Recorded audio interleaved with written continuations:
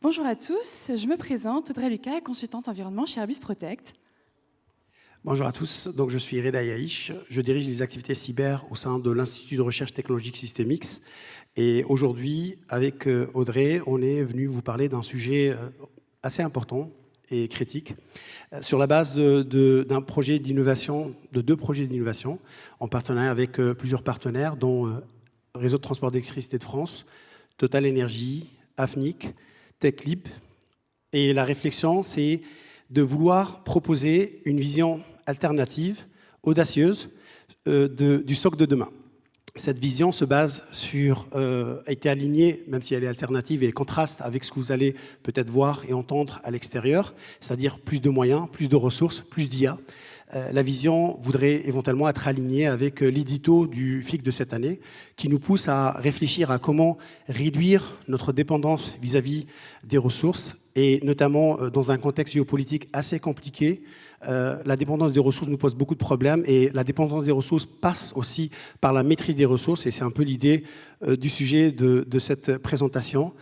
Mais avant de rentrer dans le détail, dans le vif du sujet, je pense que certains d'entre vous peuvent se poser la question, c'est quoi le lien entre Airbus Protect et l'environnement? Et je pense, Audrey, certains se demandent s'ils ont raté quelques épisodes, et je pense peut-être tu peux nous éclairer. Tout à fait, merci Reda. Pour présenter brièvement Airbus Protect, c'est une filiale d'Airbus créée en 2022 qui propose son expertise et ses compétences au service de plus de 300 clients dans les domaines tels que la sûreté, la cybersécurité, le conseil et les services managés, ainsi qu'en sustainability, le département auquel j'appartiens.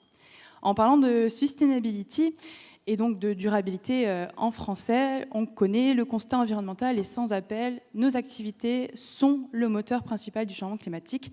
Et surtout, le temps presse. La barre des 1,5 degrés qui avait été fixée par les accords de Paris il y a 10 ans sont en passe d'être passées d'ici 2035. Les conséquences, on les connaît. Il y en a un petit exemple qui est projeté à l'écran. C'est de plus en plus de catastrophes naturelles, malheureusement, la baisse des rendements agricoles et bien d'autres que je ne citerai pas aujourd'hui. Réduire nos impacts n'est malheureusement plus une option, c'est une urgence absolue.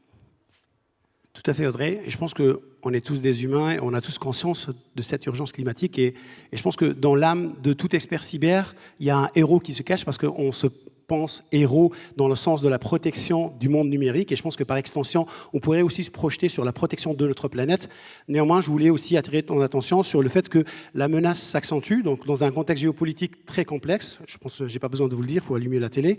Et aussi s'accentue et se sophistique. Avec de l'IA, on n'a plus de marge de manœuvre et il va falloir aussi ne pas faire en sorte que la cyber soit le bouc émissaire du changement climatique et qu'elle soit sacrifiée sur l'autel de la frugalité et de la sobriété numérique. Et je suis curieux d'ailleurs de savoir quelle est l'étendue de l'impact de la cyber. Donc pour résumer un petit peu ce qu'on a un petit peu introduit tous les deux, la couverture cyber doit s'étendre, comme tu l'as dit Reda, au moment où il serait plutôt préférable au final de réduire nos impacts matériels. Mais voyons donc un peu plus près quels sont les impacts matériels dont on parle dans le numérique et notamment dans la cybersécurité. Tout d'abord, il faut savoir que les impacts du numérique représentent 4% des émissions mondiales de gaz à effet de serre. À l'échelle d'un pays, ça représenterait 3 fois l'impact de la France globalement. Vous le savez, la cybersécurité repose sur des réseaux, des équipements, des data centers. Et en parlant de data centers, la consommation des data centers est plus que croissante. En effet, elle est comparable au total mondialement. Elle est comparable à la consommation électrique d'un pays tel que l'Allemagne, ce qui est assez conséquent. Et enfin, il ne faut pas oublier donc, les équipements, comme j'ai dit précédemment. Et les équipements, si on prend l'exemple d'un téléphone, un téléphone, c'est constitué de plus de 50 métaux nécessaires pour la fabrication de ce téléphone. Donc, je vous laisse imaginer et faire le calcul pour d'autres équipements, que ce soit des switches, des ordinateurs, etc. Et ces métaux-là, il faut les extraire avec beaucoup d'énergie, il faut les extraire utiliser beaucoup de ressources afin d'extraire ces minéraux et ces métaux. Et surtout, les mines de ces métaux et minéraux sont inégalement réparties dans le monde, ce qui peut présager également d'autres conflits, évidemment. Donc on peut le comprendre ici, la cybersécurité, c'est pas c'est pas immatériel, ça reprend des tonnes de cuivre, de silicium, et ça nécessite beaucoup d'énergie. Sans oublier l'IA qui est omniprésente maintenant dans nos quotidiens et aussi dans le monde professionnel, notamment dans la cybersécurité pour aider à trier les alertes par exemple. Malgré qu'elle ait des bienfaits, l'IA a quand même un impact non négligeable sur la planète. Comme on l'a vu, elle vient exacerber toutes les ressources qu'on a citées précédemment, donc typiquement elle est plus énergivore. On estime qu'une requête par un LLM peut consommer jusqu'à 10 fois plus d'énergie qu'une recherche standard Google. Donc pensez-y à chaque fois que vous utilisez une LLM. Ça peut aussi présager des conflits à venir sur les ressources. Donc c'est ce qui commence un petit peu à se dessiner en Irlande notamment, si on peut parler de l'Europe. Les data centers irlandais ont utilisé 1/5 de la consommation électrique du pays je parle, ce qui peut présager, voilà, comme on l'a dit, des conflits d'usage. Et se dessinent également du coup de nouvelles réglementations afin de limiter la puissance qui va être demandée pour les futurs data centers, un peu partout dans le monde. Voilà, ça commence à être des conséquences directes. Et enfin, sans oublier l'impact sur l'eau que vous connaissez peut-être. Entre 10 et 50 requêtes ChatGPT peuvent consommer jusqu'à un demi-litre d'eau, donc une demi-bouteille qu'on peut voir sur la table. Ça aussi, c'est assez conséquent.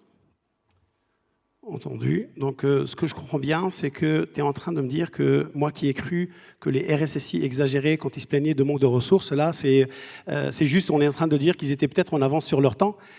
Néanmoins, je pense que pour une première OFIC, tu vas te faire beaucoup d'amis parce qu'ils vont adorer le fait que tu cautionnes cette contrainte de ressources. Au début, néanmoins, parce que je pense que rapidement, ils vont comprendre que si on les croit sur le manque de ressources, tu es en train de nous dire que le futur est pire, parce qu'il va falloir non seulement maîtriser et à faire des arbitrages sur ces ressources, et sur un ton beaucoup plus sérieux, et éventuellement avoir des conflits d'usage et au accès à des ressources.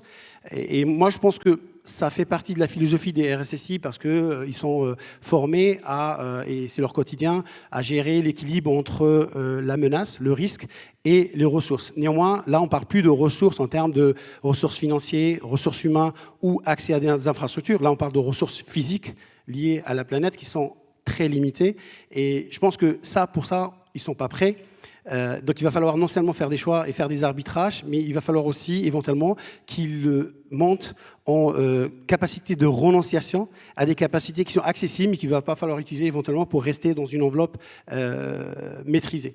Donc clairement, c'est un nouveau challenge qu'il va falloir éventuellement gérer.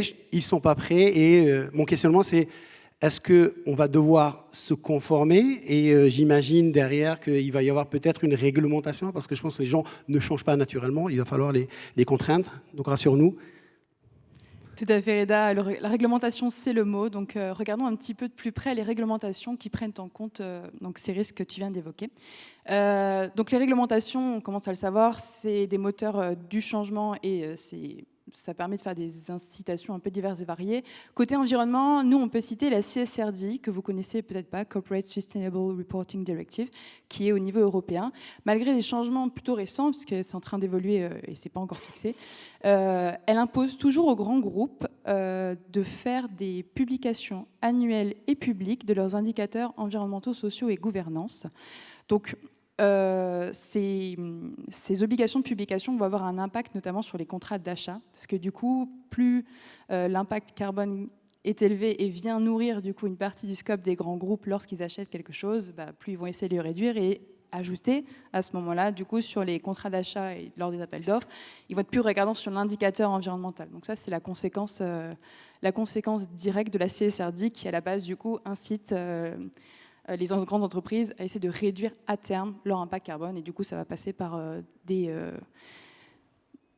mesures au niveau des appels d'offres plus précises, sur le point de vue environnemental. Donc, si je comprends bien, une autre réglementation, je pense qu'on est habitué. Donc, depuis 2016 et la RGPD, on a presque chaque année ou chaque 2 ans une nouvelle réglementation. NIS, NIS 2, CRA, CER, AI Act, Data Act. Je change de main parce que il me reste quelques doigts, donc je pense qu'on peut encore tolérer quelques réglementations. Néanmoins, il va falloir quand même trouver de la rationalité dans ce millefeuille de réglementation. Et je pense qu'il faut essayer aussi d'harmoniser. Et si je prends mes lunettes vertes sustainable et relire comment c'est plié dans l'exercice de notre collaboration, en fait, on retrouve quand même des signes d'espoir, notamment par rapport à des mots qui sont appropriés, proportionnés. Et je pense qu'on peut on peut glisser justement les arbitrages qui rajoutent cette contrainte environnementale, qui rajoutent cette dimension pour pouvoir challenger les RSSI, challenger les experts cyber sur le choix des technologies, est-ce qu'elle est vraiment pertinente, et se demander le retour sur investissement et par rapport à l'impact de la sécurité et l'environnement. Donc voilà, je pense que oui, on peut se plier à cet exercice-là, mais il va falloir nous aider quand même. Exactement, je te rejoins Reda. Et un petit peu le mot final pour finir sur la réglementation, c'est que maintenant nos clients ne vont plus seulement vous demander êtes-vous sécurisé, c'est la question évidemment logique, mais en même temps, quel est le coût environnemental de votre sécurité? Tout à fait. Donc concrètement, Audrey, je pense que tu m'as convaincu, et j'espère que tu as convaincu l'audience, mais concrètement, est-ce que tu peux nous illustrer ça un peu plus en détail? Oui. Alors, un élément de réponse peut se trouver dans les techniques d'évaluation environnementale. Donc, il y a certaines méthodes qui existent, que vous connaissez peut-être déjà, mais il y en a une qui existe qui s'appelle l'analyse de cycle de vie. Donc, c'est une méthode standardisée par des ISO qui, comme son nom l'indique, évidemment, vient couvrir tout le cycle de vie du produit, du système, ou là, en l'occurrence, du service numérique. Donc, on vient chercher évidemment l'extraction des matières premières, ce que je disais un petit peu sur les métaux et les minéraux au début, la fabrication, le transport par exemple, si on prend l'exemple d'un switch, le transport du switch jusqu'en Europe, l'utilisation de celui-ci, la maintenance éventuelle du produit, du système ou du service, et enfin la fin de vie ou le recyclage.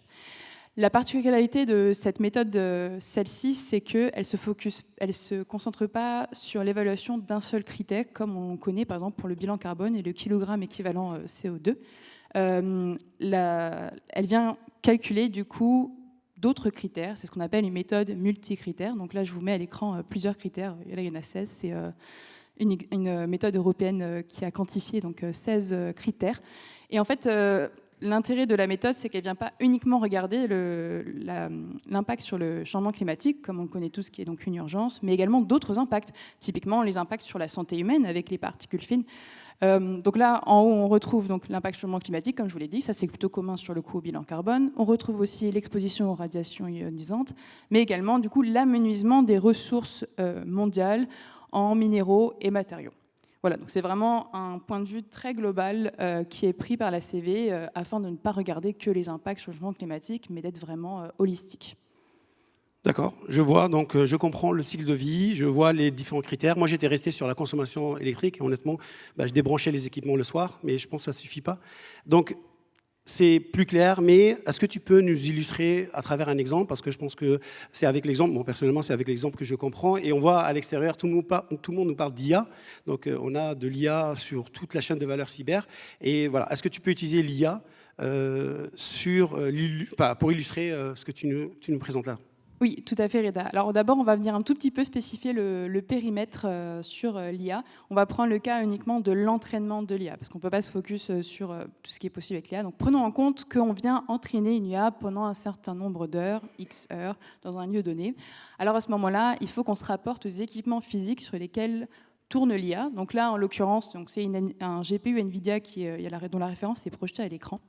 Et sur le GPU NVIDIA, on va venir voir donc, tout son cycle de vie, tous les impacts sur son cycle de vie, afin de déterminer donc, les impacts. Et ensuite, depuis ces impacts, on va tirer par rapport au nombre d'heures d'entraînement pour obtenir notre impact sur le service numérique, qui était, comme tu l'as demandé, quel est l'impact de l'entraînement de l'IA. Donc là, si on reprend notre NVIDIA, selon une étude qui a été publiée en décembre dernier, dont la source est sur la slide, on peut voir les résultats suivants. Donc là, je rappelle, c'est toujours l'ACV du NVIDIA, et ensuite après, on vient prendre du coup la question qu'on a vue en haut, on vient isoler du coup le nombre d'heures pour ensuite avoir notre entraînement. Bon, comme vous le voyez, c'est un gros graphique en barre, un petit peu... Voilà, il est là. Et en fait, chaque couleur donc, correspond à chaque phase du cycle de vie. Et alors, pour reprendre un petit peu nos marques, comme on connaît du coup l'impact carbone, c'est la deuxième colonne avec la petite flèche. Là, on voit que selon la couleur, c'est la phase d'utilisation qui est la plus prédominante. Évidemment, c'est souvent dans la phase d'électricité qui a le plus d'impact sur ce critère climate change. Et si on prend un autre critère, pour essayer de voir un petit peu la différence et et saisir un peu mieux les spécificités de l'ACV, on voit par exemple toujours sur les métaux et minéraux, l'avant-dernière colonne, du coup, que cette fois c'est la phase de fabrication en orange qui est bien plus prédominante, et c'est normal puisqu'on est venu extraire énormément de métaux pour fabriquer notre GPU NVIDIA, donc ça se ressent évidemment sur l'ACV et sur ce critère-là spécifiquement. Merci beaucoup. Donc c'est beaucoup plus clair en tout cas pour moi. Donc je vois le lien entre les différentes phases du cycle de vie et leur dominance ou pas sur les différents critères, les 16 critères que tu nous as présentés. Néanmoins, tu nous dis la finalité, vers quoi on devrait tendre, mais tu ne nous dis pas comment. Donc concrètement, pour être honnête, si je dois amorcer la démarche, par quoi commencer ?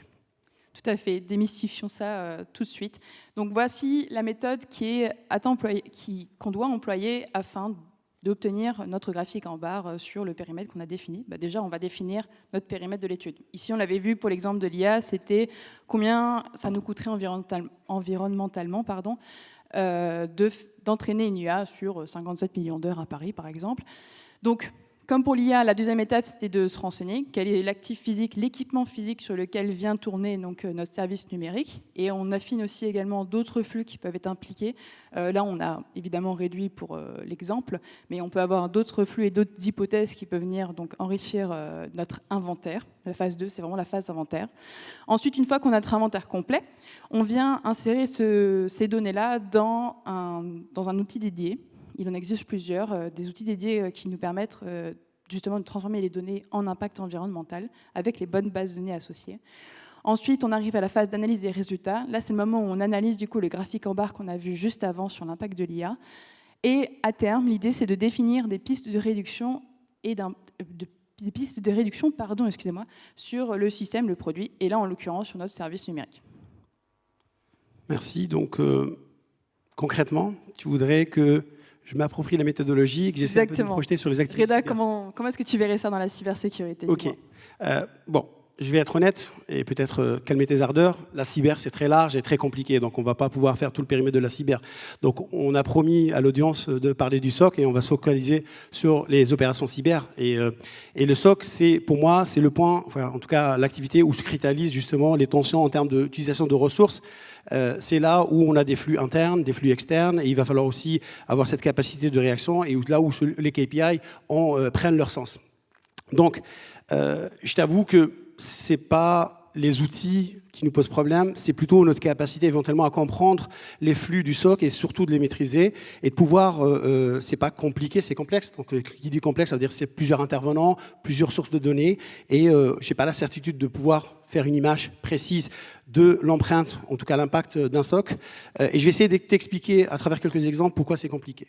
Tout d'abord, c'est difficile de tracer le cycle de vie de la donnée. Donc, un log critique, depuis sa génération, sa collecte, son enrichissement, son analyse, son archivage et son partage parfois, il est traité, multiplié, dupliqué à plusieurs reprises et c'est très compliqué de savoir le cycle de vie. En plus, le traitement, si on a des experts SOC, ils vont te dire c'est pas déterministe. Ça dépend de l'organisation, ça dépend de la stratégie de détection, ça dépend aussi de la personne.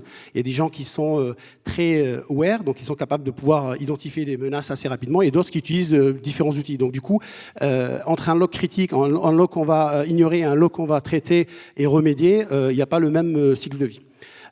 Et après, il y a un aspect qui nous échappe, c'est qu'on est en train de superviser une infrastructure et du coup, il y a toute une dimension qui nous échappe, notamment la supervision, elle dépend de l'activité qu'on supervise. Donc, une usine très active, une usine peu active, il n'y a pas la même intensité d'activité, donc ça dépend. Donc, on subit cette consommation. Deuxième aspect, c'est que ça dépend aussi des technologies. Donc, on utilise des EDR. Donc là, on en parle sur la partie détection. Donc, les Endpoint Detection and Response, les EDR sont fournis par différents fournisseurs de technologie, donc certains sont très bavards, d'autres moins, certains sont très précis, d'autres moins, et du coup ça va affecter aussi la consommation et l'efficience du SOC. Et aussi, de manière générale aussi, ça c'est par rapport à l'infrastructure surveillée, mais aussi à l'extérieur, donc la CTI. Donc le SOC, il a pour obligation, enfin il a pour mission de détecter, donc avoir une visibilité, donc collecter tout éventuellement, d'avoir une réactivité, donc être capable de pouvoir répondre assez rapidement, et entre les deux, pouvoir identifier les acteurs de la menace, les tactiques techniques et procédures, et tout ça, ça dépend pas de nous. C'est-à-dire la richesse et l'intensité des activités, en plus accentuées par l'IA, malheureusement, voilà. J'espère que je t'ai convaincu que c'est quelque chose qui est très complexe. Et il va falloir nous aider pour voir comment concrètement on peut commencer la démarche.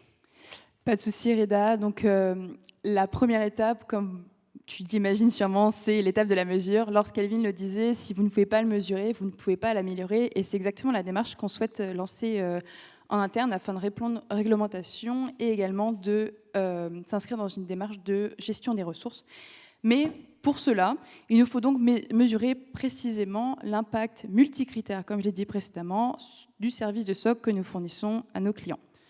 Donc si on reprend la frise que j'ai montrée tout à l'heure pour la méthode, est-ce que tu te repères déjà un petit peu plus sur la frise ? Je comprends que déjà, le début, donc, je sais qu'on a défini le périmètre, donc on a parlé du SOC, donc là on a circonscrit le périmètre, mais je t'avoue, aller plus loin, je veux bien que tu m'aides. Exactement, donc là on arrive à la seconde étape, l'étape de l'inventaire. L'étape de l'inventaire, on va la retranscrire avec des questions un peu plus précises qui sont quelles sont les caractéristiques techniques des équipements sur lesquels tourne le SOC, si on les connaît, et également quelle est la consommation électrique associée. Donc pour ça, ce qu'on fait, c'est qu'on va regarder donc, dans tout ce qu'on peut maîtriser. Donc typiquement, de notre côté, c'est plutôt les infrastructures on-premise. Donc on va regarder donc, tous les éléments qu'on retrouve à l'écran. On va essayer d'aller voir quelles sont les spécifications techniques qui sont associées à chaque élément qui nous permet de reconstituer à la fin le service de SOC. On va également regarder les consommations électriques qui sont associées à ces équipements, qui ne correspondent pas forcément du coup au datasheet, ça aussi c'est un point important. Et parfois il y a aussi des données qu'on ne peut pas avoir ou qui sont isolées, voilà, des données qu'on ne peut pas avoir. Donc dans ces cas-là, on fait des données de simulation, comme c'est le cas avec le partenariat qu'on a fait avec l'IRT Systemis, que Reda détaillera juste après.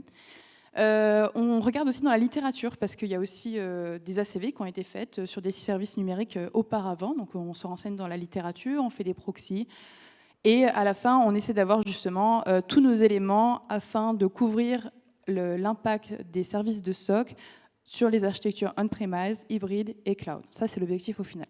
Donc une fois qu'on a un peu toutes nos datas de base, on vient concaténer tout ça dans ce qu'on appelle des briques élémentaires qui vont nous permettre de faire un modèle paramétrique à la fin.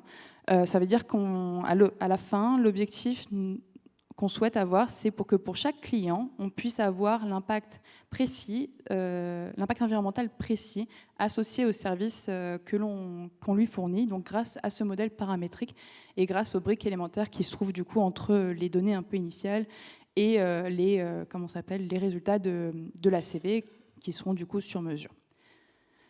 C'est une démarche qu'on a initiée donc, chez Airbus Protect et qui est plutôt innovante parce que pour le moment, on a vu que dans la littérature, ça n'avait pas forcément été appliqué à des cas de SOC et encore moins du coup en mode paramétrique qui est donc un des aspects de l'ICA, qui est une des approches de l'ICA qui est faisable.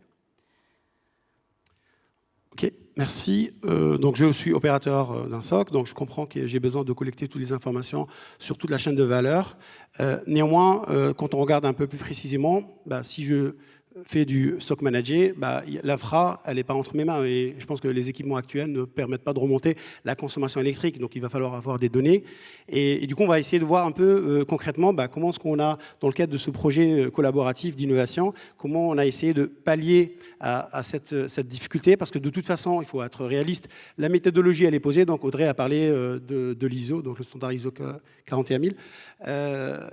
L'ambition, le décor il est planté, mais le nerf de la guerre, comme toujours, c'est la data. Donc les gens ne vont pas nous donner accès à la data, tant pour faire les ABAC que pour avoir ce que tu appelles les proxys, c'est-à-dire des architectures de référence pour qu'on sache un peu une PME d'une taille particulière, qu'est-ce qu'elle consomme, est-ce qu'on est comparable ou pas, un peu ce que fait RTE pour la consommation d'électricité ou d'autres acteurs qui sont dans la gestion des ressources. Donc, dans tous les cas, c'est très important, très vertueux de pouvoir disposer de données et on pense qu'on a des outils, notamment des jumeaux numériques ou la cyberrange. Donc, on a utilisé la cyberrange d'Airbus pour pouvoir créer une infrastructure fidèle, représentative, réaliste, qui va permettre de générer, donc on a généré de la vie, de l'activité normale d'une PME, mais aussi de l'activité malveillante. Et avec ces éléments-là, donc on est capable de pouvoir mettre en place des dispositifs de collecte des données. Et pour cela, donc on a utilisé des outils qui existent. Donc on cite comme exemple, pour certains s'ils sont intéressés, Scaphandre, qui est open source. Donc ça nous permet d'avoir une courbe de consommation globale. Mais vous allez me dire, ok, mais t'es gentil, mais comment je saurais ce qui est de l'ordre de la cyber, ce qui est de l'activité normale ? Et ça, c'est un vrai challenge. Et c'est là où Scaphandre est très intéressant. C'est qu'il va permettre de dissocier les activités, les process, donc on va les taguer et on va pouvoir identifier les process qui sont plutôt gris, donc l'EDR, et ceux qui sont autres. Et avec cette approche, on sera capable de discriminer ce qui est de la surconsommation liée à l'activité cyber, notamment l'EDR, de ce qui est du business as usual. Merci Reda pour ce commentaire sur les EDR et le partenariat qu'on a fait avec l'IRT Systemics sur ce sujet. Je reprends toujours ma frise de Méthodo, qui est donc mon fil rouge pour la présentation. Donc là maintenant, on a toutes nos données complétées du coup avec les simulations. On a toutes nos hypothèses qui sont créées. On va pouvoir lancer le calcul. Donc là, on met les données dans la machine et ensuite après, on utilise donc l'outil DD afin d'obtenir, étape suivante évidemment, les résultats. Donc là, si on revient toujours sur l'exemple de l'IA, c'est le moment où on a le graphique en barre un petit peu costaud, comme on l'a vu tout à l'heure. Ok, donc je comprends que tu as une sorte de restitution de l'analyse, j'imagine. Et du coup, je pense que ça n'existe pas. Donc c'est un peu la démarche innovante et assez audacieuse qu'on porte. Et du coup, à quoi devrait ressembler? Donc voilà, on est tous curieux, roulement de tambour. Dans le cadre de la démarche, on a essayé de faire un dashboard dynamique. On tend à faire un dashboard dynamique avec donc, beaucoup moins d'impact. Comme vous pouvez le voir, il n'y en a que 7 par rapport aux 16 que j'ai projetés juste avant. On retrouve évidemment donc, notre graphique en barre qui va être projeté juste après. Voilà, qu'on va voir là, qui va être déplié. Mais il y a également d'autres camemberts comme on voit en bas. Donc là, il y a la répartition par phase du cycle de vie. On va voir qu'est-ce qui est le plus important finalement par rapport, je sais pas, à notre IA. Est-ce que c'est la phase d'usage qui est la plus prédominante sur les impacts environnementaux? Et ensuite, après, il y a aussi une répartition par critère. Quel critère est le plus impactant par rapport à l'environnement? Est-ce que c'est climate change, comme on pourrait potentiellement s'y attendre, ou est-ce que c'est peut-être l'impact sur les sols qui sera en premier?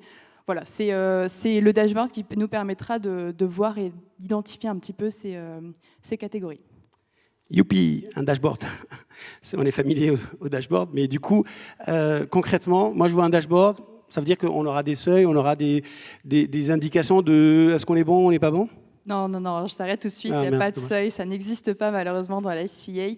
L'objectif de l'ICA, c'est justement de faire une photo de notre, donc là en l'occurrence notre service numérique, de notre service de SOC, afin de faire l'étape suivante, qui est donc la dernière étape du fil rouge que j'ai montré, c'est de définir des pistes de réduction d'impact. L'objectif, c'est toujours de réduire l'impact de ce qu'on vient de mesurer, d'améliorer. Voilà, on vient vraiment essayer de réduire cet impact-là. Est-ce que tu aurais une idée peut-être de pistes de réduction d'impact dans ton domaine, Reda? Écoute, oui, on s'est plié à l'exercice dans le cadre d'un projet collaboratif sur le SOC augmenté. Et voilà, on essaie de voir quel est le potentiel de l'IA, et notamment l'IA générative et les LLM, pour aider à mieux détecter des attaques. Et notamment, donc, on travaille sur les attaques de type web shell. C'est des attaques assez complexes où l'humain n'arrive pas à détecter ces attaques-là. Donc l'IA, elle est d'une grande aide, notamment à travers les LLM. Néanmoins, en fait, les LLM qu'on retrouve pour détecter des web shells, c'est des LLM assez génériques, donc ils sont assez volumineux en termes de nombre de paramètres, mais aussi ils ont une latence plus élevée et forcément, du coup, ils ont une consommation élevée. Donc, quand on lit ça avec les GPU que vous a présenté Audrey tout à l'heure, donc c'est pas bon. Donc, on a une démarche de recherche collaborative qui essaie de voir qu'est-ce que l'état de l'art et qu'est-ce que les académiques ont à proposer. Donc, il y a des processus notamment de distillation. Donc, on l'indique, l'idée, c'est vraiment de réduire la taille et de rendre hyper spécialisé. Donc, on est passé d'un large language model vers un small language model qui est beaucoup plus spécialisé, qui a 40% de moins en termes de taille, mais qui a une latence beaucoup plus intéressante. Donc, ça, c'est important. Et par conséquent, une consommation beaucoup plus maîtrisée. Donc, au final, on se retrouve avec le même niveau de détection, donc on est à peu près à 97% de précision équivalente au modèle initial, mais pas le même impact, vous l'aurez compris. Merci Reda pour cette piste de réduction d'impact qui pourrait être appliquée du coup au SOC et là en l'occurrence sur l'IA. Après, je ne l'ai pas dit, il y a aussi du matériel, donc il y a beaucoup de constructeurs qui font l'effort aussi, qui publient aussi l'impact de la fabrication, de l'utilisation de leur matériel et des canevas de consommation. Voilà, je pense que la démarche, elle est enclenchée et c'est un peu le côté positif. Tout à fait. Et cette démarche qui a été initiée, donc, elle n'est pas forcément que théorique, elle est également supportée par nos opérationnels en interne, donc la parole à nos experts.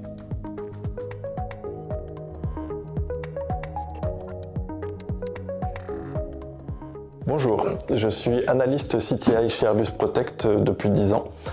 Au quotidien, mon rôle est de nourrir l'écosystème SOC afin d'apporter une réponse opérationnelle efficace aux menaces. Aujourd'hui, notre métier change d'échelle.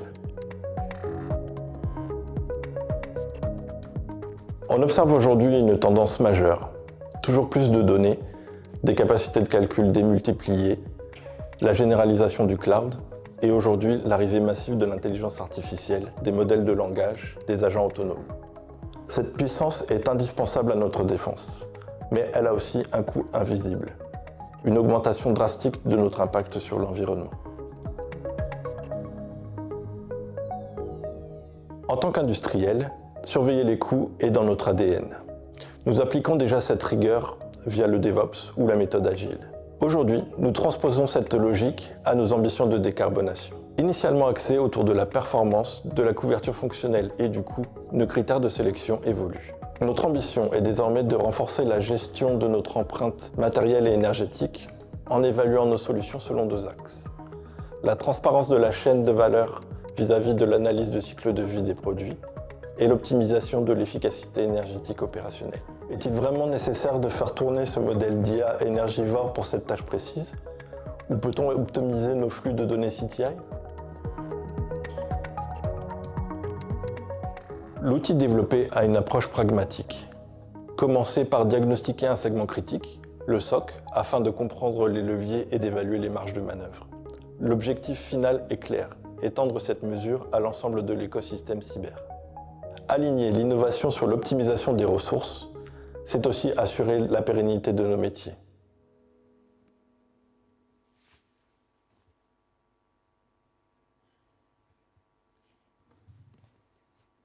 Afin de conclure donc, cette présentation et également de tirer les bilans et enseignements de la démarche qui a été initiée, il faut tout d'abord rappeler donc, en premier point que l'accès aux données précises et propriétaires reste un défi majeur dans l'évaluation environnementale de services numériques. Donc voilà, même si la démarche a été initiée, ça reste quand même un défi dont le secteur et notamment le numérique responsable doit se saisir. Pour ma part, pour conclure, donc, je dirais que la cybersécurité est indispensable et je pense que cela est indiscutable. Néanmoins, je pense qu'on vous a convaincu qu'une cybersécurité et notamment des opérations cyber avec 0 impact, c'est une utopie, ça n'existera jamais. Donc la prise de conscience doit être là et ce qu'on vous invite, c'est déjà d'essayer de vous renseigner, d'essayer d'en parler autour de vous, mais peut-être de mesurer éventuellement et aller plus loin peut-être pour challenger vos choix. Parce qu'il y a des alternatives tant en termes d'équipement, mais aussi en termes de solutions logicielles et de modèles d'IA. Et aussi, c'est aussi une action collective. Je pense que des petits efforts individuels mis bout à bout vont avoir un réel impact global. Et aussi, parce qu'on ne peut pas, comme vous avez vu, donc il y a besoin d'informations, de partage d'informations. Donc il va falloir collaborer et partager de l'information pour pouvoir faire en sorte que la démarche soit enclenchée. Pour aller plus loin, on vous a compilé ces enseignements dans le cadre d'un white paper dans lequel vous allez retrouver les détails des chiffres partagés, des références, la méthodologie et quelques enseignements qu'on n'a pas pu vous partager maintenant. On vous invite vivement à le télécharger, le lire bien sûr et le partager autour de vous. Merci de votre attention. Audrey, je te laisse le mot de la fin. Merci Reda, merci de votre attention. Est-ce que vous avez des questions ?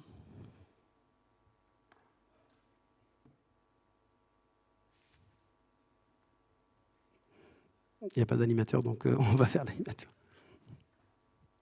Des questions ? Ah bah.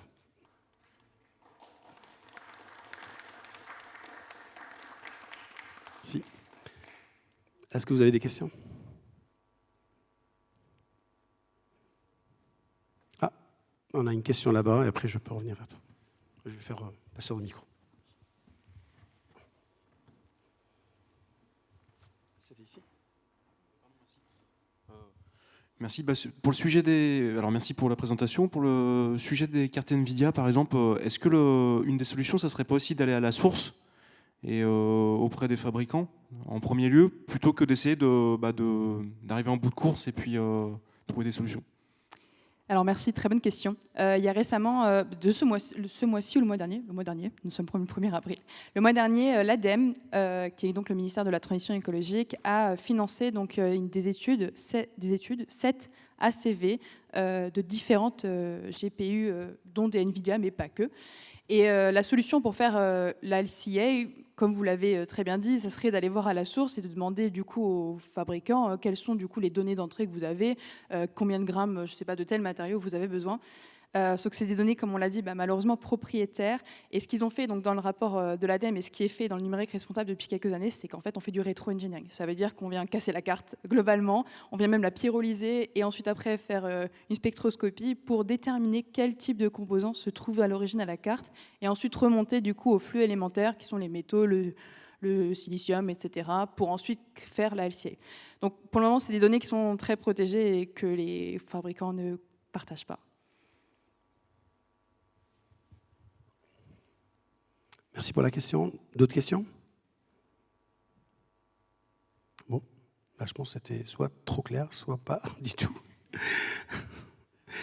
En tout cas, voilà, merci pour une bonne fin d'après-midi, bon FIC, et n'hésitez pas donc, à télécharger le livre blanc et de le circuler autour de vous, et vous y retrouvez aussi les références pour vous faire accompagner, parce que c'est un sujet assez complexe, on me l'a dit. Et je pense que Audrey a un bon point d'entrée. Merci Audrey, en tout cas, pour ta première... J'espère te voir l'année prochaine pour qu'on puisse donner un peu plus en détail les résultats des données et surtout voir si la dynamique qu'on a enclenchée ici, elle a pris. Yes, merci à vous. Au revoir. Merci. Au revoir.